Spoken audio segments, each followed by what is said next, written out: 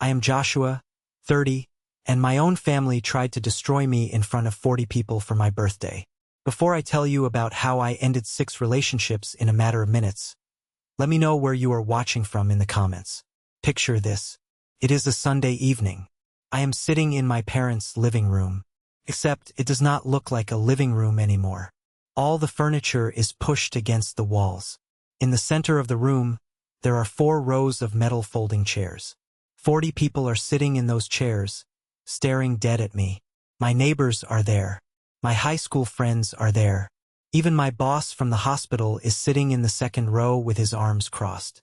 At the front of the room, my mother is holding a microphone on a metal stand. Taped to the wall behind her is a giant white banner written in blue marker. It says, "We love you enough to tell the truth." My dad is standing next to her, holding a 3-page list of every single mistake I have made since I was 8 years old. And over in the corner, my younger brother Carter has his expensive camera set up on a tripod. The red recording light is blinking. He is live streaming the entire thing to his thousands of followers. My mother clears her throat, looks right into my eyes, and speaks into the microphone. She tells the room that I am selfish. She says I am ungrateful. She tells 40 people that I use money to manipulate this family and that I am tearing them apart. I do not scream. I do not cry. I do not run out of the front door. I just sit there in my designated chair, perfectly still. I let them finish every single word. I let the silence hang in the air so heavily you could choke on it. And then, I stand up, reach into my pocket, and say 6 words that permanently altered the history of our family. Funny, I have been recording too. What happened over the next 11 minutes was absolute chaos. It was a bloodbath of secrets and lies. But to understand why I did what I did, and why I do not regret a single second of it, I need to take you back. I need to take you back 3 months before that night, to the exact moment I realized my family did not love me. They only loved what I could pay for. Let me set the scene for you. It is a Friday night, 3 months before my 30th birthday. I am sitting in the driver's seat of my 2014 Honda Civic in the hospital parking lot. The engine is off. I am an ER nurse, and I just finished a brutal 14-hour shift. My scrubs smell like cheap coffee, iodine, and sweat. My back is aching, and my feet feel like they are made of lead. I pull my phone out of my pocket just to check the time, and my screen lights up with notifications. None of them are asking how my day was. None of them are asking if I am tired. First text is from my mother. "Joshua, the property tax bill came in higher than expected. Can you handle an extra $300 this month?" Second text is from my brother, Carter. "Bro, I need $400 for this new video editing software. It is an investment for the channel. Don't leave me hanging." I open my banking app. I stare at the numbers. It is the same math I do every single month. Mortgage payment for my parents' house, $1,200. Mom's health insurance premium, $350. Carter's car payment because his credit is ruined, $300. Groceries I drop off every Sunday, $250. That is $2,100 a month. Almost half of my entire take-home salary, gone before I even buy my own groceries. I live in a tiny 1-bedroom apartment with IKEA furniture that I bought secondhand. I eat meal prep chicken and rice out of plastic containers 5 days a week. I have not taken a real vacation since I graduated nursing school 8 years ago. And the crazy part? I never complained. Not once. I grew up listening to my grandmother Clara tell me that family is everything. She taught me that when you have the ability to help your blood, you do it. You do not ask questions. You just step up. So I stepped up. I took care of them. I just did not realize there is a massive difference between taking care of people and being bled dry by them. I put my car in gear and drive home to my empty apartment. I eat my cold chicken over the sink, take a hot shower to wash the hospital off my skin, and go to sleep. I wake up the next day and do it all over again. I thought I was doing the right thing. I thought my sacrifice was keeping my family afloat. But the truth was, they were not drowning. They were floating on a luxury raft, and I was the one underwater holding it up. Fan 1. Subpart 1.3 to 652. 2 days later, it is Sunday. Sunday dinner at my parents' house is a strict tradition. Every week, I arrive at exactly 4 o'clock. I help my mother prep the vegetables, I set the dining table, and I scrub whatever dirty pots are left in the sink from Saturday. By the time the rest of the family sits down to eat, I have already been working for an hour. This particular Sunday, the energy at the table is entirely focused on my younger brother, Carter. Carter is 26. He does not have a real job. He calls himself a content creator and runs a YouTube channel focused on alpha male mindset and lifestyle advice. He currently lives in my parents' basement rent-free with his wife, Chloe. My mother is glowing as she passes the mashed potatoes. She looks at my dad. Robert, did you see Carter's latest video? He just hit 5,000 subscribers. He is really building an empire. My dad, Robert, nods proudly. He claps Carter on the shoulder. Proud of you, son. Takes a lot of hustle to build your own business. Carter smirks, adjusting his designer watch. A watch I know for a fact he bought using a credit card he has not paid off. Thanks, Dad. It is all about the grind. You just have to want it more than the next guy. I sit at the end of the table, quietly cutting my roast beef. I wait for a pause in the conversation. I clear my throat. Actually, I got some good news this week too. The hospital gave me that promotion. I am officially the charge nurse for the ER night shift now. I look around the table, waiting for a smile. Waiting for a good job, Joshua. My mother does not even look up from her plate. She just reaches for her water glass. That is nice, Joshua. Can you go into the kitchen and grab the extra gravy? Carter's potatoes are a little dry. I stop cutting my meat. I look at her. Then I look at my dad, who is already asking Carter about his video analytics. Nobody cares. A massive promotion, years of hard work, and my reward is being sent to fetch gravy for the brother whose car I am currently paying for.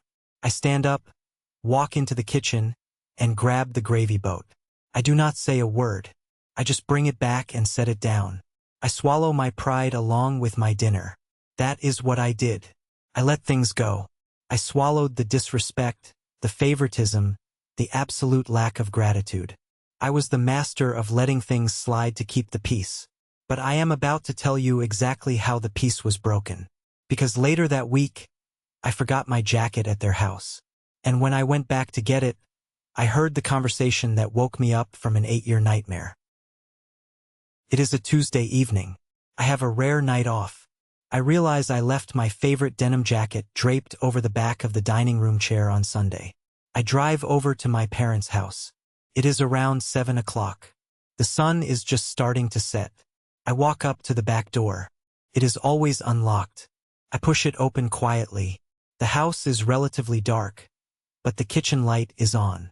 I am just about to call out, "Hey, it is just me," when I hear voices coming from the living room. It is my mother and Carter. I stop in the hallway. Something in their tone makes the hair on the back of my neck stand up. "We do it on his 30th birthday," my mother says. Her voice is sharp, businesslike. "Everyone will already be here for the party. We sit him down and we tell him the truth. We tell him he is selfish, and we are tired of walking on eggshells around him." My feet freeze to the hardwood floor. My lungs stop working. Carter laughs. It is a cruel, greedy sound. I am going to set up the wide-angle lens. I will film the whole thing. People eat this stuff up online. Toxic family member gets confronted. It is guaranteed viral content for the channel. Exactly. My mother agrees. There is a brief pause. Then Carter's voice drops a little lower. "But Mom, what if he gets mad? What if he stops paying the mortgage? Or my car?" My mother laughs. It is not a warm laugh. It is the laugh of a predator who knows the prey is trapped. "Joshua, please. He is not going to stop paying. He has been paying for 8 years. He did not stop when your father skipped his college graduation.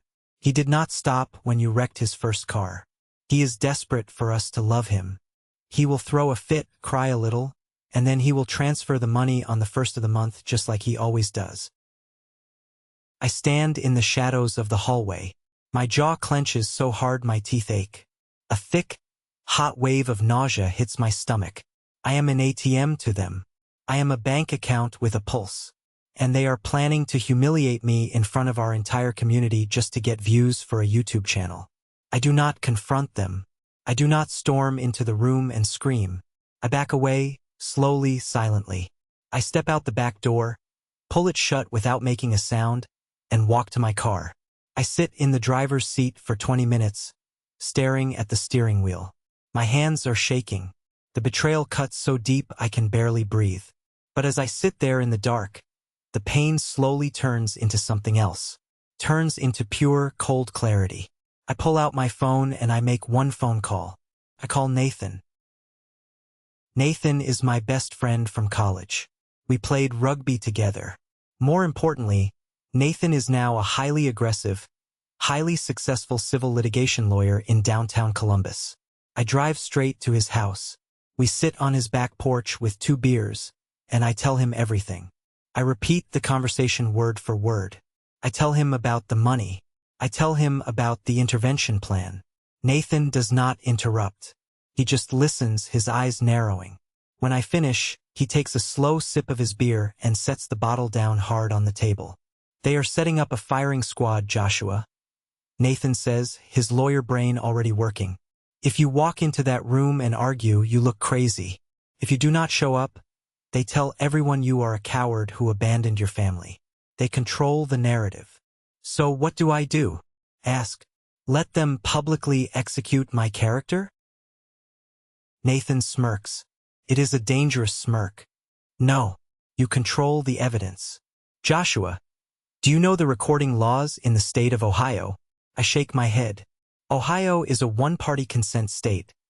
Nathan explains, leaning forward. That means as long as you are a part of the conversation, or present in the room where the conversation is happening, you can legally record it without telling anyone else. It is perfectly legal. He taps my phone sitting on the table. Download a stealth voice recorder app tonight. From now until your birthday, you do not walk into that house without it running. You do not say a word about what you know. You smile, you eat the Sunday roast, and you record everything. If they want to build a courtroom in their living room, fine. But we are going to provide the evidence. I download the app right there on his porch. I did not know what I was going to catch. I was just hoping to get my mom admitting to the intervention plan so I could defend myself. I had no idea I was about to uncover a web of lies so sick it would tear the foundation of my family down to the dirt. The first recording happens by accident. It is the very next Sunday. I follow Nathan's advice. I park down the street.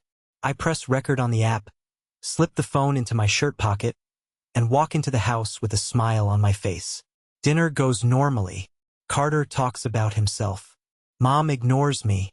Dad barely speaks. After dinner, I am standing at the kitchen sink washing dishes. The door to the attached garage is cracked open a few inches.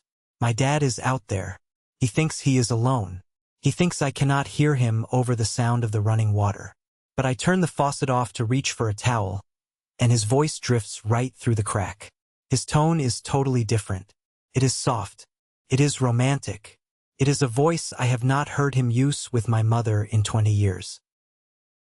Yeah, Susan, my dad says softly into his phone. Tuesday works perfectly. Eleanor has her Bible study group that night. I will just tell her I am joining the guys at the bowling alley. I freeze.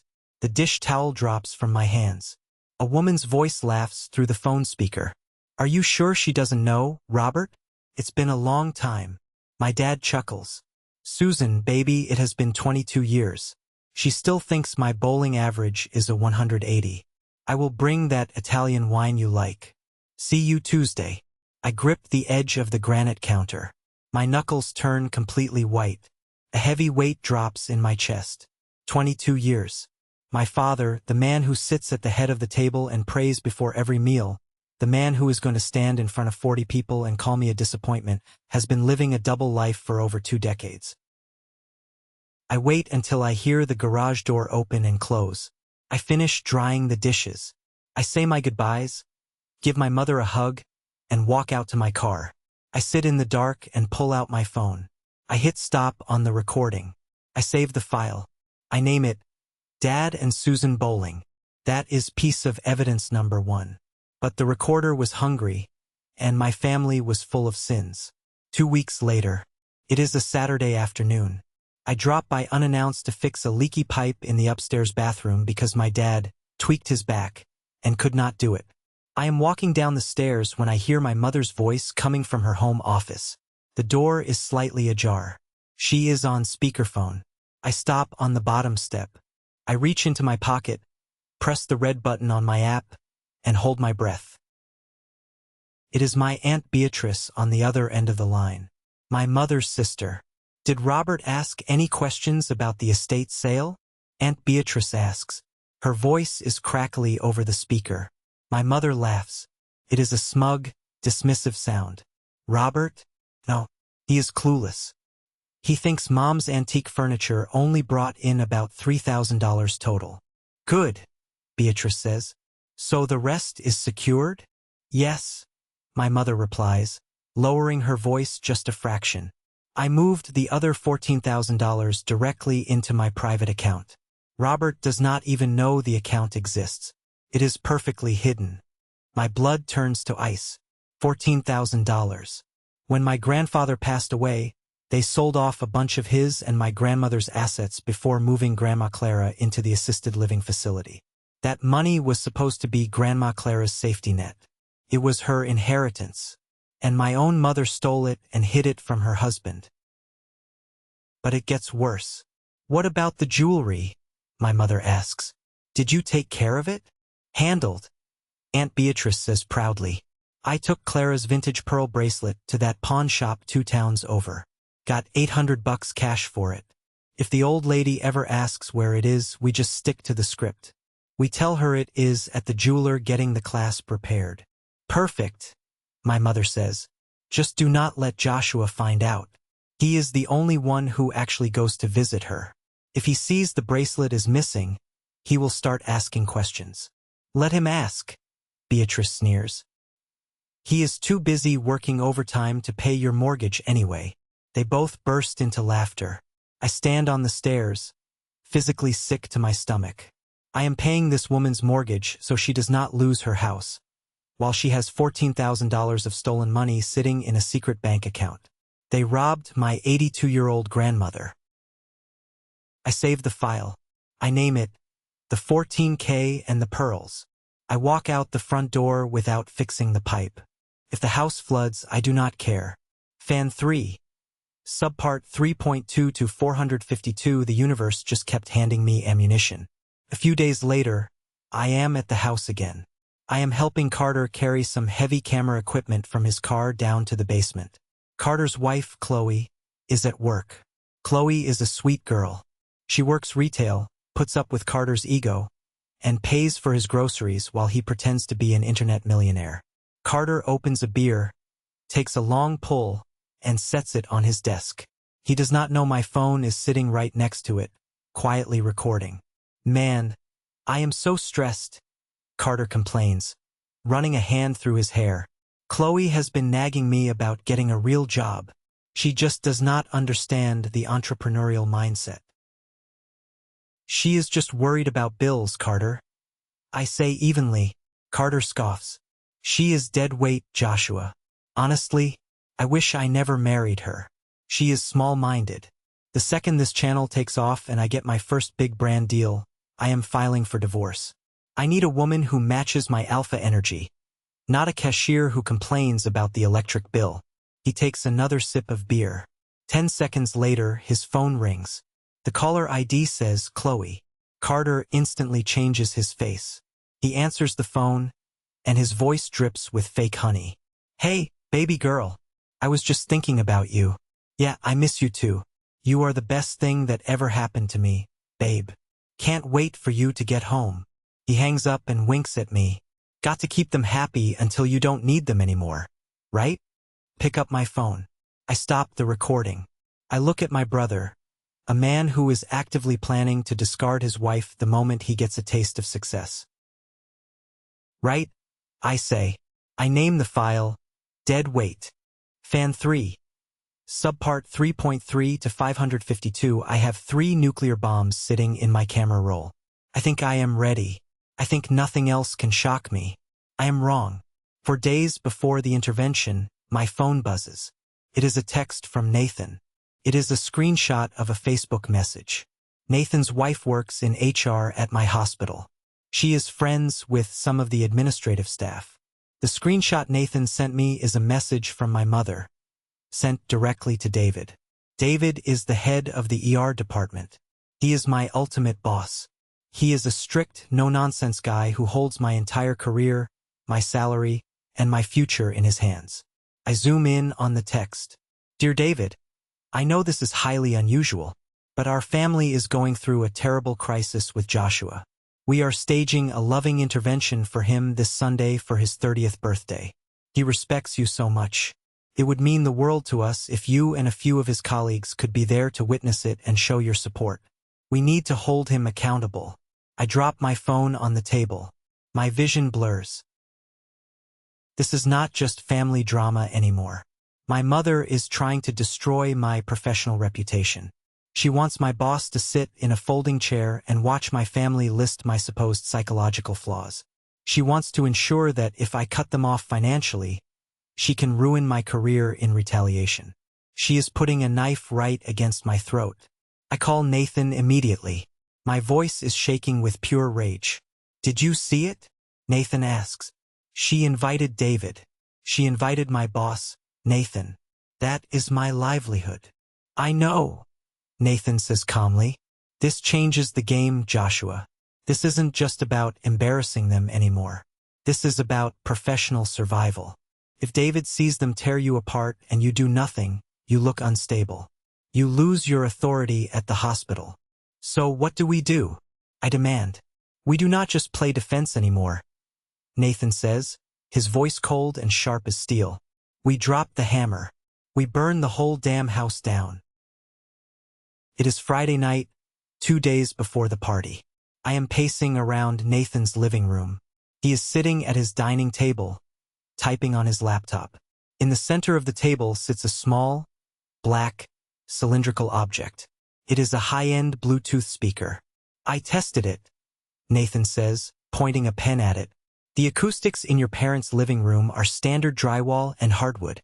This little guy can hit 85 decibels without distorting. Everyone in a 50-foot radius is going to hear every single syllable crystal clear. I stare at the speaker. It looks like a harmless piece of plastic, but it is a loaded weapon. Here is the playbook, Nathan says, going into full lawyer mode. You walk in. You act surprised. You take your seat. You let them read their little manifestos. You do not interrupt. You let them dig the hole as deep as possible. Then you stand up and you ask for privacy. You ask to discuss it with just the family. They will say no, I reply immediately. Mom wants an audience. Exactly, Nathan smiles. When they refuse your request for privacy in front of 40 witnesses, they legally and morally waive their right to it. At that exact second, you pull out your phone, pair it to the speaker in my bag, and you press play. I will be sitting in the back row. I will hold the speaker. I take a deep breath. My heart is pounding against my ribs. Nathan, once I press play, there is no going back. My parents' marriage will end. Carter's marriage will end. Aunt Beatrice will be exiled. Nathan looks me dead in the eye. Joshua, they invited your boss to watch you bleed. They made their choice. Now it is time to make yours. I nod slowly. Okay, let's burn it down. Saturday morning, the day before the storm. I need to see the one person in this world who actually gives a damn about me. I drive out to the Maplewood Assisted Living Facility. I walk down the quiet, sterile hallway and knock on room 214. Come in. A frail voice calls out. I push the door open. Grandma Clara is sitting in her armchair by the window, doing a crossword puzzle. She looks up, and her wrinkled face breaks into a massive, genuine smile. There's my handsome boy, she says, reaching her hands out. I walk over, kneel beside her chair, and hug her. She smells like lavender soap and old paper. It is the only smell that actually calms my nervous system. "Happy early birthday, Joshua," she says, patting my cheek. 30 years old. Where does the time go? We sit and talk for an hour. We talk about baseball. We talk about the weather. We do not talk about the money, or the house, or the intervention. I just want one normal hour before everything explodes. As I am getting up to leave, Grandma Clara grabs my wrist. Her grip is surprisingly strong. She looks up at me, and her eyes are sharp. She knows something is wrong. She always knows.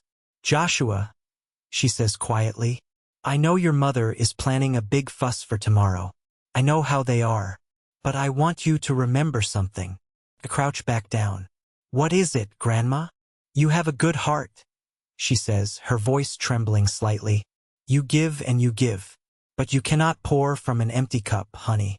Do not let anyone make you feel bad for finally standing up for yourself. You hear me? You are the best thing that ever came out of this family. I am so proud of you." My vision blurs with tears. I blink them away, kiss her forehead, and whisper, "Thank you, Grandma. I love you." I walk out of the facility and sit in my car. I pull out my phone and look at the 4 audio files on my home screen. I am not just doing this for me anymore. I am doing it for her. Sunday evening, 6 p.m. It is time. I pull onto my parents' street. There are cars lined up and down both sides of the road. I recognize my neighbor's cars, my aunt's minivan, and there, parked right near the driveway, is the silver Lexus belonging to David, my boss. I put my car in park. I take one massive, lung-filling breath. I check my phone. Bluetooth is on. The audio files are queued up. I walk up the driveway. I open the front door. Surprise! A scattered, awkward chorus of voices greets me. I step into the living room, and the reality of it is even worse than I imagined. The room is packed. 40 people are sitting in folding chairs. It looks like a bizarre town hall meeting. I scan the crowd. I see Chloe sitting in the 3rd row, smiling nervously. I see Aunt Beatrice near the front, wearing a fake look of concern. I see 2 women from my mother's Bible study group. And right there, in the 2nd row, sits David next to Matthew, another nurse from the ER. David looks stern. At the front of the room, the banner screams at me in blue marker, "We love you enough to tell the truth." My mother is standing by a microphone. Carter is adjusting the lens on his camera, giving me a smug little smirk. He hits the record button. The red light turns solid. We are live on the internet. My father walks over, places a heavy hand on my shoulder, and guides me to a single empty chair placed perfectly in the center, facing the crowd. "Have a seat, son," my dad says, his voice dripping with fake sorrow. I sit down. I look at Nathan, who is standing near the back door. He gives me one slow, deliberate nod. His hand is resting inside his messenger bag. The room goes dead silent. The trial of Joshua is about to begin. My mother taps the microphone. The screech of feedback echoes off the drywall. She looks out at the crowd, putting on her best, most tragic face. "Thank you all for being here." My mother begins, her voice quivering perfectly. "This is not a birthday party. This is a rescue mission. We are here today because we love Joshua. But we cannot let him destroy this family anymore." A collective gasp ripples through the room. The women from the Bible study group shake their heads in sympathy. "Joshua uses his money to control us," she continues, pointing a dramatic finger at me. "He holds his financial support over our heads like a weapon. He is cold. He is calculating. And he has become completely selfish." I stare at her. The woman whose mortgage I pay every single month is standing in front of my boss, calling me selfish. I keep my face completely blank. Next, my father steps up to the microphone. He pulls out 3 pieces of notebook paper. "We made a list," my dad says, adjusting his reading glasses.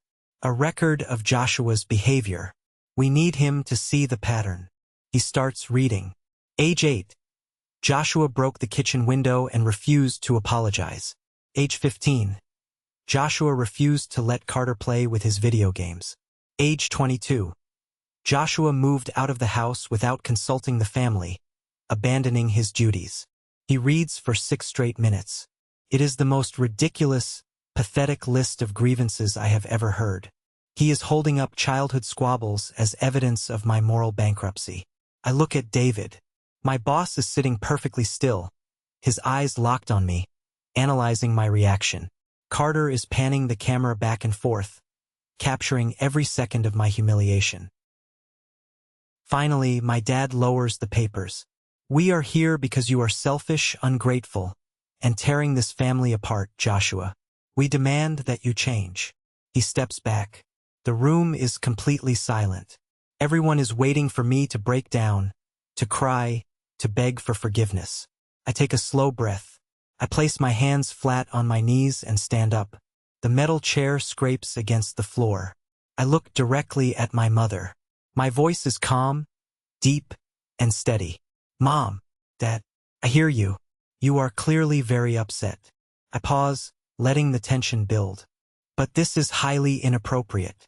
Can we please stop the camera, ask everyone to leave, and discuss this privately? Just our family?" My mother's eyes flash with victory. She thinks I am retreating. She thinks I am scared. She grabs the microphone. "No, Joshua.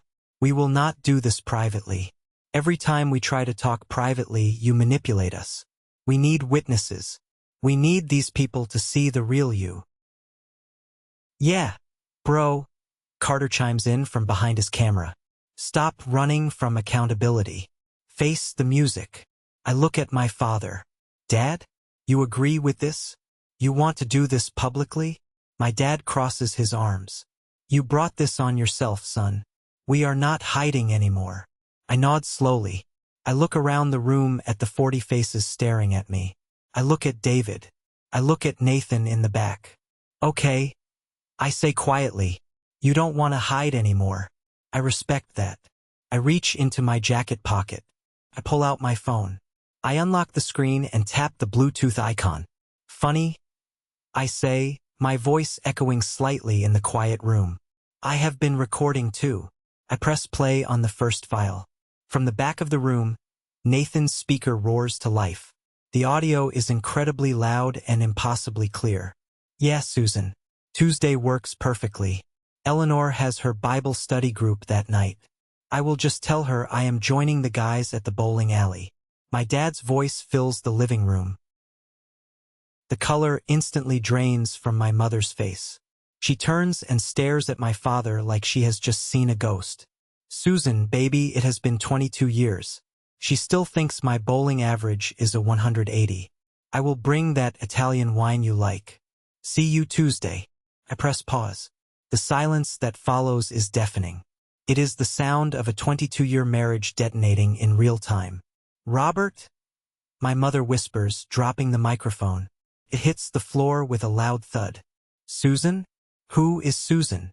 My father starts stammering, his hands shaking. "Eleanor, wait. It is out of context. It is—" Before he can finish his pathetic excuse, one of the women from the Bible study group stands up, grabs her purse, looks at my father with utter disgust, and storms out the front door. I do not give them time to recover. I tap my screen and press play on the second file. "Did Robert ask any questions about the estate sale?" Aunt Beatrice's voice blasts through the room. My mother freezes. Her head snaps back toward me. "Joshua, turn that off. Turn it off right now." I ignore her. The recording keeps playing. I moved the other $14,000 directly into my private account. Robert does not even know the account exists. Now it is my dad's turn to snap. He whips around to face my mother, his face turning purple with rage. $14,000. You told me the inheritance was gone. You stole from your own mother." The recording continues. "I took Clara's vintage pearl bracelet to that pawn shop 2 towns over. Got $800 cash for it." Aunt Beatrice, who is sitting in the front row, literally shrinks down into her chair. A collective murmur of shock and disgust ripples through the crowd. My cousin, who is sitting 2 rows back, leans forward. "Beatrice, you sold Grandma's pearls." I I needed the money for taxes. Beatrice shrieks, covering her face. I hit pause again. I look at the crowd. My parents are screaming at each other. My aunt is crying. The loving intervention has collapsed into a circus of thieves and liars. But I am not finished. I have one more target. I look over at Carter. He is staring at his camera, completely panicked.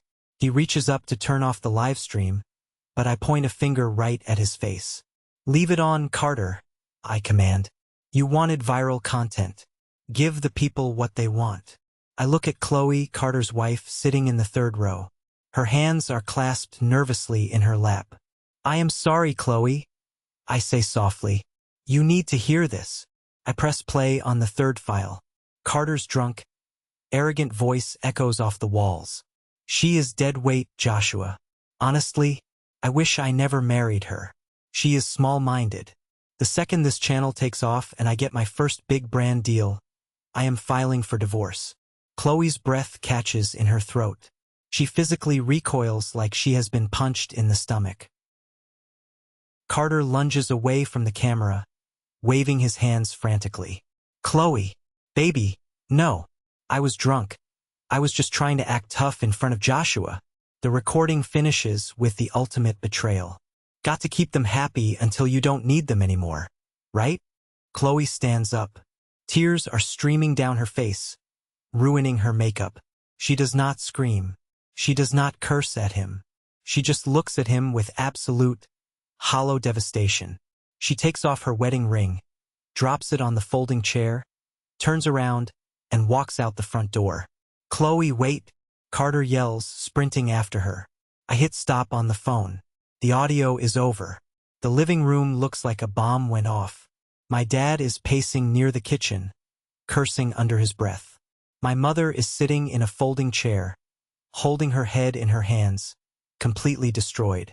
Aunt Beatrice won't look at anyone. Half the audience is whispering furiously, and the other half is heading for the exit. I step forward, kicking the dropped microphone out of my way. Selfish, I say out loud. The word cuts through the murmurs. Everyone looks at me. You brought 40 people here to call me selfish. I unlock my phone again, but this time I do not open the voice recorder. I open my banking app. I hold the screen up so my mother can see the bright blue interface. Mom, look at me, I say, my voice dropping to a dangerous calm. She looks up. Her eyes are red and wild. For 8 years I have paid your mortgage, I say, tapping the screen. Cancel automatic transfer. Confirm. Her eyes go wide. Joshua, no, you can't. I have paid your health insurance. I continue, tapping the screen again. Cancel automatic transfer. Confirm. Son, please, my dad says, stepping forward. I whip my head toward him. Don't call me son. Go call Susan. I look back at my phone. And I have paid for the car that Carter drives. Cancel automatic transfer. Confirm. I lock my phone and slip it back into my pocket. I look at the 2 people who brought me into this world. You wanted to show everyone who I really am? I ask, my voice rising just enough to command the room. Well, here I am. I am a guy who works 14 hours a day to keep a roof over the head of a thief and a cheater. But you are right about one thing. I am changing. Starting right now, I am keeping my salary. I am keeping my time. If the bank forecloses on this house, maybe Aunt Beatrice can pawn some more of Grandma's jewelry to bail you out. I turn my back on them. I look at David, my boss. This is the moment of truth. My career is hanging in the balance. David stands up. He looks at my parents, shaking his head in disgust. Then he looks at me. He extends his hand. Joshua, David says, his voice booming with authority. I always knew you were a hell of a nurse, but dealing with a trauma like this, your promotion was well-deserved. I will see you on your next shift. Keep your head up. He shakes my hand firmly, turns and walks out. Matthew, my coworker, pats me on the back and follows him. The validation from David hits me like a wave of pure oxygen. They tried to use him to destroy me, and instead he became my absolute shield. I walk down the center aisle, past the empty folding chairs, past the stunned neighbors. I push open the front door and step out into the cool, night air. I take a deep breath. For the first time in 8 years, my chest does not feel heavy. I feel incredibly, unbelievably light. This is a moment that changed everything, when I finally regained control of my life. Thank you for your patience in getting this far. You are amazing. Please help me like the video and leave a comment with the number 1 below so I know you've been with me this far. This will not only help more people find this story, but also let me know that my experiences are meaningful to someone. Your support is the biggest motivation for me to continue sharing the rest of this journey. I step out onto the front porch, and the heavy oak door clicks shut behind me. That sound, that simple mechanical click, is the loudest thing I have heard all night. It sounds like a lock turning on a prison cell, but for the first time in my life, I am the one on the outside. The cool Ohio night air hits my face. I take a breath so deep it makes my lungs ache. The smell of incoming rain and damp asphalt has never smelled so sweet. Behind that wooden door, my family's entire fabricated reality is burning to the ground. I can hear the muffled sounds of my father shouting. I hear a woman crying, probably my Aunt Beatrice realizing her theft of my grandmother's inheritance is now public knowledge. I start walking down the driveway toward the street. The gravel crunches under my boots. I am halfway to the sidewalk when I hear footsteps behind me. Firm, steady footsteps. Joshua, hold up. I stop and turn around. It is David, my boss, the man my mother invited to watch my execution. He is walking down the driveway, buttoning his wool coat against the chill. Matthew, my coworker from the ER, is a few steps behind him. David stops 2 feet away from me. He does not look angry. He does not look shocked. He looks at me with a level of intense scrutiny that I usually only see when we are analyzing a complex trauma case in the emergency room. I have been a department head for 15 years. David says, his voice low and even. I have managed hundreds of nurses. I have seen people crack under pressure. I have seen people lose their minds over a bad schedule. What I just watched in that living room was a coordinated psychological attack. I swallow hard, looking down at the pavement. David, I am so sorry you were dragged into this. My mother thought if you were here, I would be too intimidated to defend myself. I did not want to bring our hospital into my family drama. David raises a hand to stop me. Joshua, look at me. I lift my head. I came here tonight because your mother sent me a deeply concerning email about your mental stability. I came here prepared to put you on administrative leave. David pauses, letting that sink in. But watching you sit in that chair, taking fire from the people who are supposed to protect you, and dismantling their lies with pure facts, that told me everything I need to know about your character. He reaches out and grips my shoulder. His grip is firm, grounding. You kept your composure when the world was falling apart. That is exactly why I gave you that promotion. You are a leader, Joshua. Do not apologize for cutting out a cancer. I will see you on shift Tuesday. David gives me a curt nod, turns, and walks toward his Lexus. Matthew steps up next. He does not offer a grand speech. He just pulls his car keys out of his pocket and looks at me. My car is parked down the block. Nathan is already waiting by it. You are not driving home alone tonight, man. Let's go. I look at Matthew. We have worked together for 3 years, mostly exchanging small talk over charting stations. In 5 minutes, he proved to be more of a brother to me than Carter ever was. Yeah. I say, my voice finally cracking just a little. Let's go. I slide into the back seat of Matthew's SUV. Nathan is sitting in the front passenger seat. He has his messenger bag on his lap, the bag that held the Bluetooth speaker that just ended 6 relationships. Matthew starts the engine and pulls away from the curb. I look out the tinted window as we drive past my parents' house. The front door is wide open now. A couple of my mother's friends are hurrying to their cars, keeping their heads down.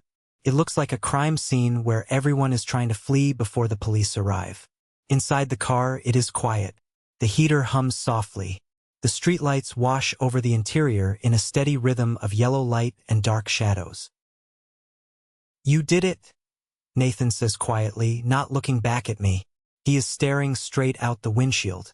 You actually did it, Joshua. I did, I whisper. I lean my head back against the cold leather headrest. My body feels incredibly light, but my brain is spinning. The adrenaline is finally crashing. I pull my phone out of my pocket. The screen is bright in the dark car.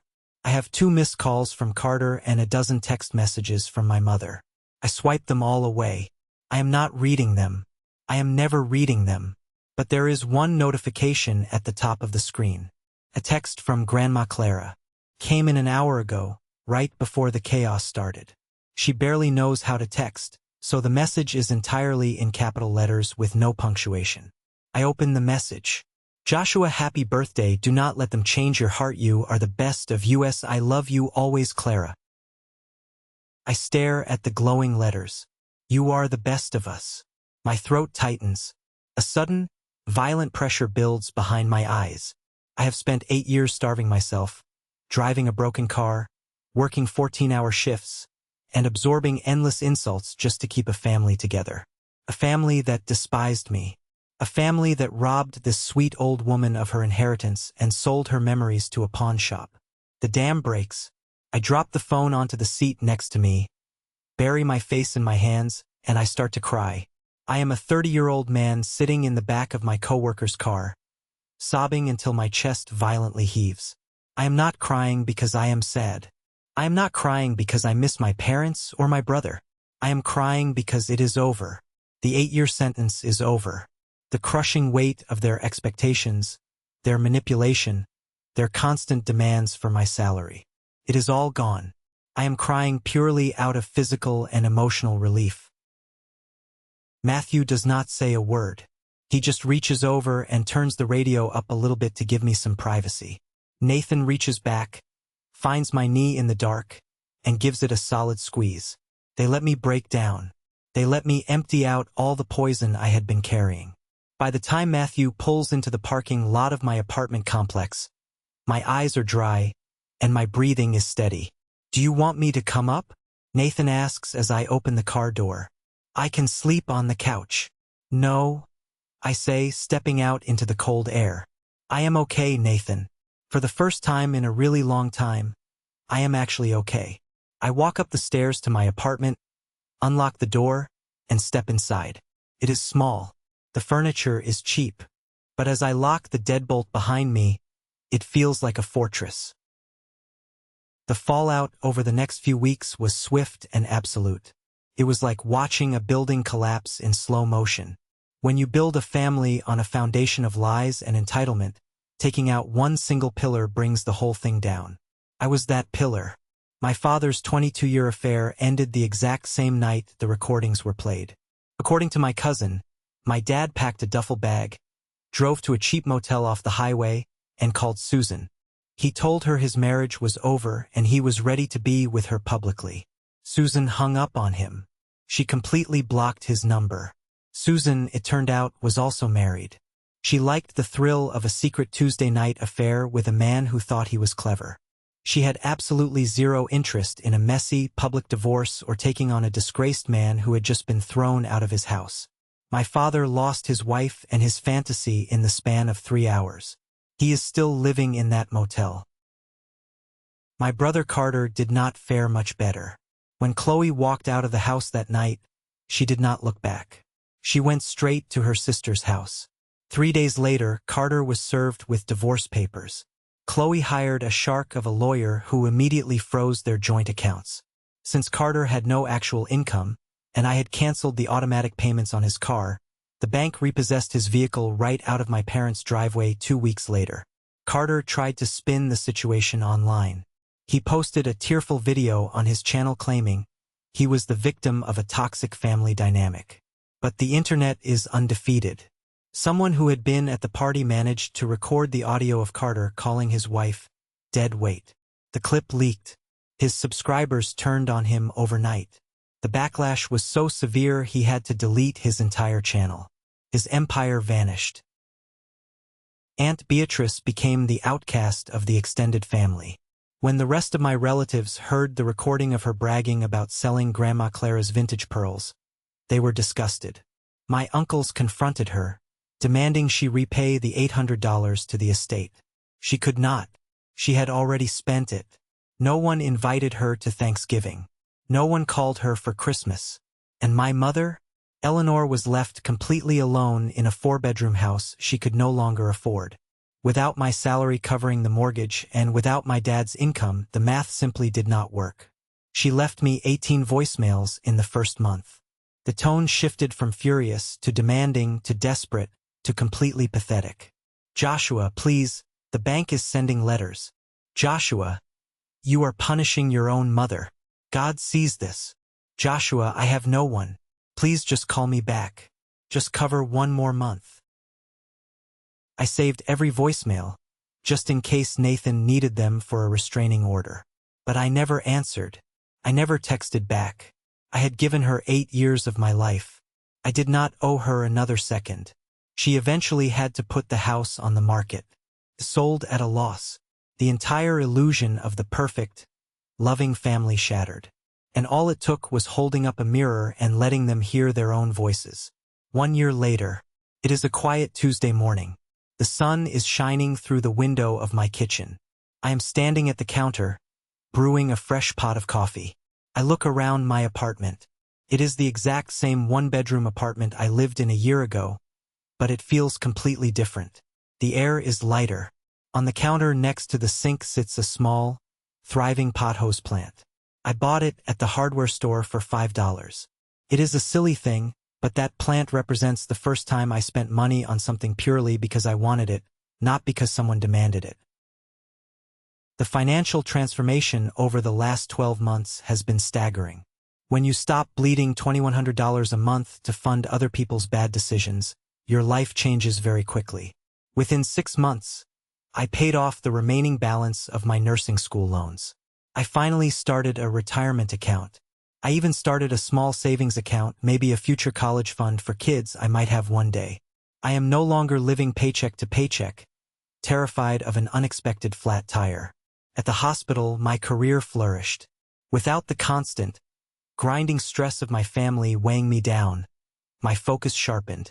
David assigned me to lead the new trauma protocol committee. My salary increased again. I actually took a vacation. I spent 5 days in a cabin in the mountains, completely off the grid, listening to nothing but the wind in the trees. I still drive my 2014 Honda Civic. I do not need a flashy car. The engine runs perfectly, the heater works, and every time I turn the key, it reminds me of where I came from and what I survived. My phone sits on the counter next to the plant. It does not buzz with demands. It does not ring with manufactured emergencies. The only texts I get are from friends, coworkers, and a daily crossword puzzle score from Grandma Clara. I moved Grandma Clara to a nicer facility 3 months ago, a place with a garden and a better nursing staff. I used the money I was saving to upgrade her care. When my mother found out, she tried to visit, but I had already spoken to the administration. Eleanor is not on the approved visitor list. Grandma Clara is safe. I pour my coffee, lean against the counter, and take a sip. Tastes incredible.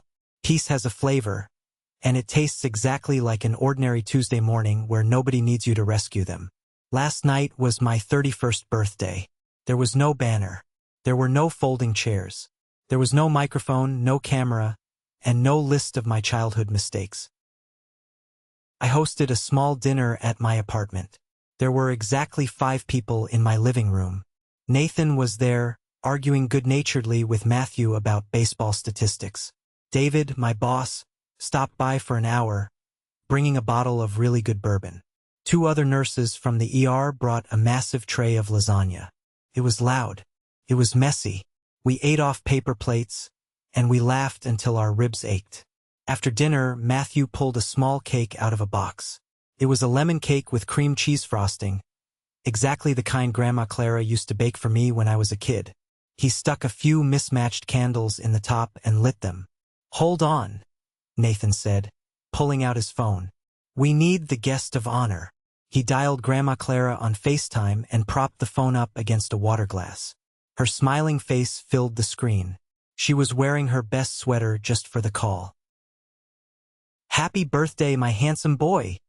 Her voice crackled through the phone speaker. Nathan, Matthew, David, and the others started singing. It was entirely off-key. It was terrible. It was the most beautiful sound I have ever heard in my entire life. I looked around my small living room. I looked at the faces of people who were in my life because they chose to be, not because we shared a bloodline. These were people who respected me. People who did not see me as a walking wallet. I looked at the flickering candles on the lemon cake. I closed my eyes, took a deep breath, and blew them out. I did not make a wish. I did not need to. Everything I could possibly want was already right here in this room. 1 year ago, 40 people sat in a room to tell me how terrible I was. Last night, 5 people sat in my home and showed me exactly what love looks like. My name is Joshua. I am 31 years old. I am an ER charge nurse, and I am finally the author of my own life. If there is one thing I want you to take away from this entire nightmare, it is this: setting boundaries does not make you the villain. We are taught from a very young age that family is unconditional. We are told that blood is thicker than water, and that you must always forgive the people who raised you. But that is a dangerous half-truth. Love should be unconditional, yes, but access to you? Access to your time, your energy, your salary, and your peace of mind?